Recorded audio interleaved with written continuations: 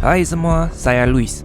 Hari ini saya ingin membawa anda semua mengenali satu peristiwa sejarah yang cuba dipadamkan oleh Parti Komunis China, iaitu protes lapangan Tiananmen 1989. Segalanya bermula pada 15 April, apabila seorang pemimpin yang sangat disayangi rakyat, Hu Yaobang, telah meninggal dunia. Beliau merupakan bekas pengerusi dan setiausaha agung Parti Komunis China. Tidak seperti pemimpin lain dalam parti, beliau menentang rasuah dan nepotisme. Di mata rakyat, beliau menyokong demokrasi, kebebasan bersuara, kebebasan akhbar, serta ingin sistem yang lebih telus dan ekonomi yang lebih terbuka. Maka kematian beliau sangat menyedihkan seluruh negara. Orang ramai mula mengadakan majlis peringatan kecil secara spontan untuk mengenang dan menghormati beliau. Yang paling besar diadakan di Monumen Pahlawan Rakyat di tengah dataran Tiananmen. Para peraja turut menyertai kerana mereka melihat ini sebagai peluang untuk menyuarakan suara rakyat dan mendorong reformasi.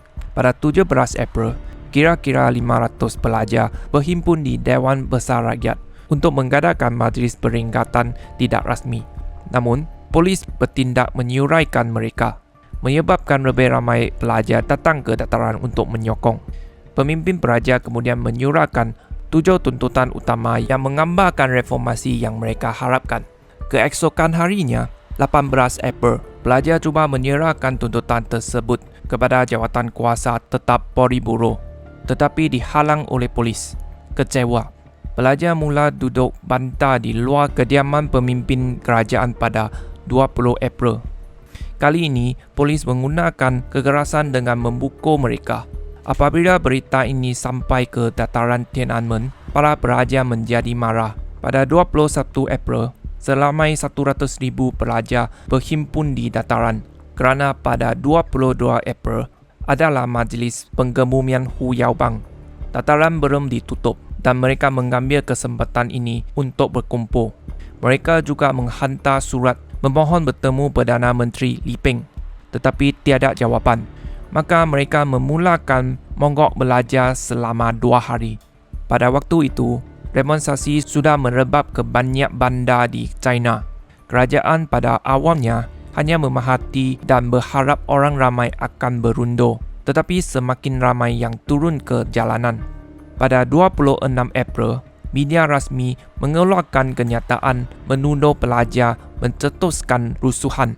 Ini menyemarakkan lagi kemarahan pelajar, dan 50,000 orang segera merarak menuntut kerajaan tarik balik tuduhan itu. Kemarahan ini memperkuat tekad pelajar. Tuntutan mereka kini lebih jelas, lawan rasuah, kebebasan akhbar dan arah ke demokrasi. Ketika itu, golongan pekerja di Beijing juga mula menyertai mereka. Pada 4 Mei, 100,000 pelajar dan pekerja berarak bersama menuntut dialog dengan kerajaan dan percepatan reformasi. Namun, kerajaan hanya sudi berunding dengan wakil pelajar yang diluluskan secara rasmi, bukan pemimpin sebenar yang memimpin protes. Apabila rundingan gagal, pelajar ambil peluang lawatan pemimpin Soviet Gorbachev yang dijadualkan pada 15 Mei.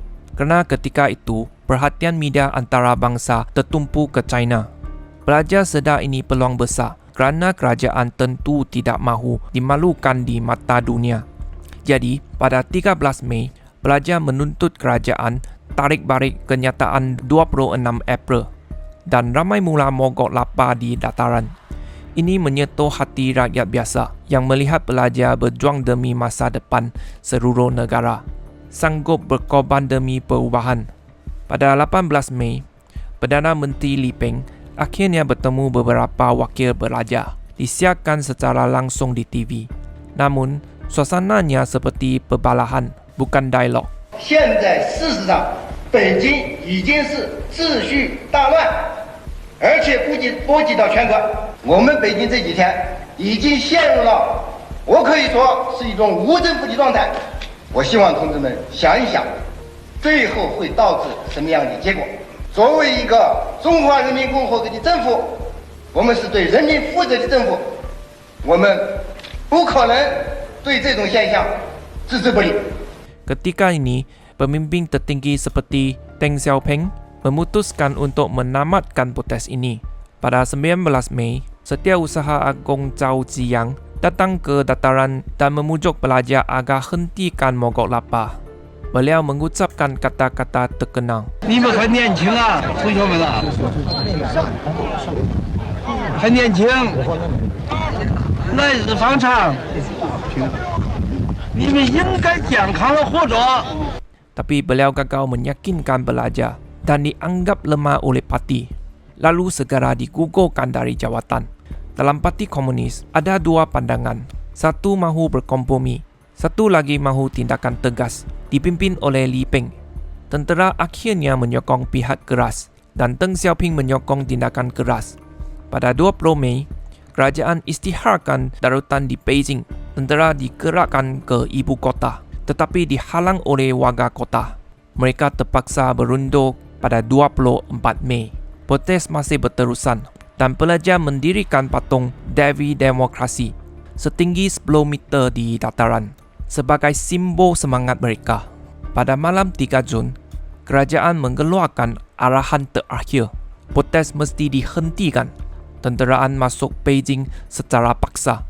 Orang ramai cuba halang dengan membakar bas dan membina sekatan, tetapi tentera mula menembak orang awam. Jalanan menjadi medan perang. Askar melepaskan tembakan, gas pemedih mata dan menggerakkan kereta kerbau. Penarik beca membawa mangsa ke hospital dalam keadaan kacau bilau. Bandar berubah menjadi zon perang. Tentera menyerbu dataran, mengacaukan senjata ke arah orang ramai. Kereta kerbau melanggar orang dan halangan. Ada yang bersembunyi dalam bas, tetapi ditarik keluar dan dipukul. Pelajar yang cuba keluar secara aman juga diserang. Sebahagian penunjuk perasaan melawan balik dengan batu dan bom petrol. Malah ada tentera dibunuh. Sekitar pukul 4 hingga 5 pagi, kereta kerbau memasuki dataran dan pada 5.40 pagi, kawasan itu dikosongkan sepenuhnya.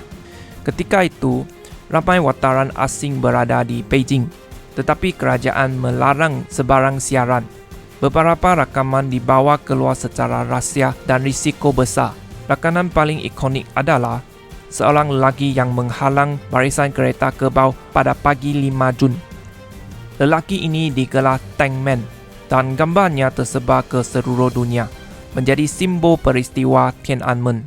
Selepas itu, semua pegawai yang bersimpati kepada pelajar ditahan, dibuang kerja atau dikenakan tahanan rumah.